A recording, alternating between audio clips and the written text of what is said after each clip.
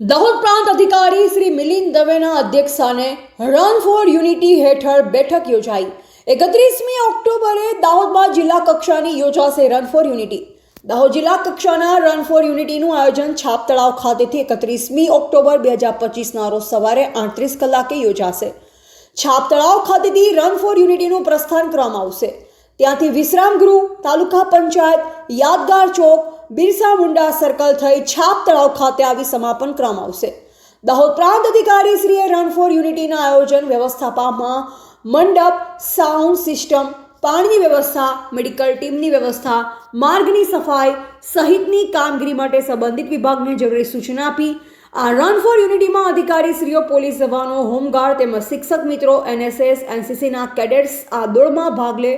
Run for unity દરમિયાન આરોગ્યની ટીમને સજ્જ રહેવા સાથે પણ ભાગ લેવા જણાવ્યું।